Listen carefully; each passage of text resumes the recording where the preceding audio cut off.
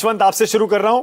वैसे तो मैंने कोशिश की है यशवंत ये बताने समझाने की कि जो जानकारी हमारे पास है उसके मुताबिक आंकड़ा किस तरफ रहेगा, पर आपको क्रॉस वोटिंग की कोई संभावना दिखती है यशवंत आज?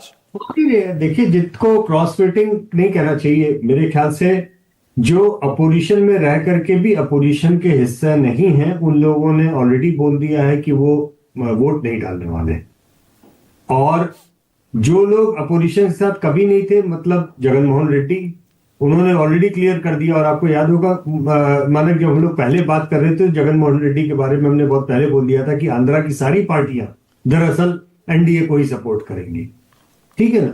तो अब बचा क्या है उसमें? क्रॉस वोटिंग, इक्का दुक्का की संभावना आप केवल वही देख रहे हैं। जैसे स्वाति मालीवाल वाला मसला है, अब उनको ये देखना होगा संविधान विषय के तौर पे, बाकी वरिष्ठ लोग ज्यादा बेहतर बता पाएंगे कि अगर पार्टी ने व्हिप जारी किया है तो व्हिप के अगेंस्ट वोट डालने पे क्या कोई कार्रवाई होगी या किस तरीके की हो सकती है। अगर ऐसा कुछ है तो बात दूसरी है, अदरवाइज स्वाति मालीवाल निस्संदेह एनडीए को ही वोट डालेंगी। इसमें कोई बहुत ज्यादा दिमाग लगाने की आवश्यकता नहीं है। तो पार्टी लेवल के ऊपर भी मालिक क्लैरिटी बहुत है। दो मेजर अपोजिशन पार्टीज वो चुनाव में हिस्सा नहीं ले रही हैं। एक मेजर जो गैर, मतलब आप कह सकते हैं एंटी एनडीए पार्टी जो अभी के चुनाव में रही, जिसने चुनाव एनडीए के खिलाफ लड़ा, जगन मोहन रेड्डी, उन्होंने कहा है वो एनडीए को वोट देंगे। तो इसमें अब कुछ बचता नहीं है सोचने के लिए। जो अगर आप अंकगणित, जैसे आप बात कर रहे थे, अंकगणित उसमें बहुत क्लियर है। There is nothing for NDA to worry about as such. उसमें कुछ भी उनके संकट का कहीं दूर दूर तक कोई स्कोप नहीं है उनके लिए।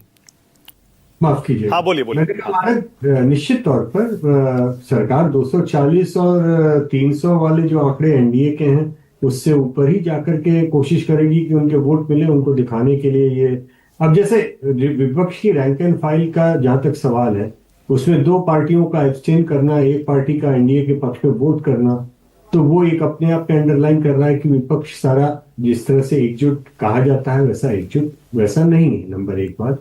नंबर दूसरी बात, अगर उसमें भी कुछ लोगों के वोट इधर उधर होते हैं तो सरकार को ये कहने का अवसर मिलेगा कि हमारे आंकड़े पिछले साल से कहीं ज्यादा बड़े हैं, हम ज्यादा मजबूत स्थिति में हैं।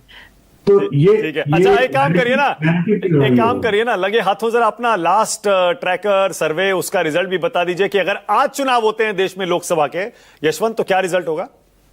कि जो मूड ऑफ द नेशन का हमारा अभी इशू आया है इंडिया टुडे का, उसमें उसके हिसाब से एनडीए की संख्या 2024 के मुकाबले भले ही बढ़ रही हो, लेकिन जो 6 महीने पहले का हमारा मूड ऑफ द नेशन था उसके मुकाबले वो संख्या कम हो रही है।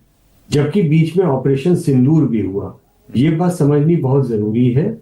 2024 के बाद में विधानसभा के जो चुनाव हुए, खासतौर पे महाराष्ट्र के और हरियाणा के, उन सब का एक लाभ जरूर, क्योंकि महाराष्ट्र में बहुत मुंह की खानी पड़ी थी एनडीए को पिछले साल, उन सब का एक लाभ 2025 के जनवरी वाले एडिशन में जरूर दिखाई दिया था। लेकिन उस नंबर को जिस तरीके से ऑपरेशन सिंदूर के बाद में आसमान को छू जाना चाहिए था बालाकोट स्ट्राइक की तर्ज पे, वैसा अभी के हमारे एमओटीएम में दिख नहीं रहा है। ठीक है, एनडीए आगे है, बीजेपी आगे है, 2024 से उसके आंकड़े बढ़ते हुए दिख रहे हैं, लेकिन 6 महीने पहले के हमारे एमओटीएम के कंपैरिजन में वो आंकड़े कम ही हुए हैं, बावजूद इसके कि ऑपरेशन सिंदूर बीच में हुआ। ठीक है। और बिहार पर कोई ट्रैकर है क्या आपका? बिहार के ट्रैकर के आंकड़े 2 हफ्ते पहले के रिलीज हुए थे। उस समय तक वहां पे कांटे की टक्कर थी। और एक तीसरा एलिमेंट प्रशांत किशोर का जो है वो लगभग बढ़ के 20% से ऊपर हो रहा था, लेकिन वो वोटों में कितना कन्वर्ट होगा इस पे अभी कहना मानक लगभग असंभव है। ट्रैक्शन प्रशांत किशोर को बहुत मिल रहा है, लेकिन ज्यादातर उनका ट्रैक्शन एनडीए के खाते से आ रहा है। ये एनडीए के लिए चिंताजनक विषय हो। ठीक है कि उसको कुछ वोट फालतू मिल जाए ताकि वो ये कहे कि देखिए इंडिया गठबंधन और विपक्ष एकजुट नहीं रह पाया। विपक्ष की कोशिश ये है कि अपना नंबर तो कम से कम संभाले रखे वो,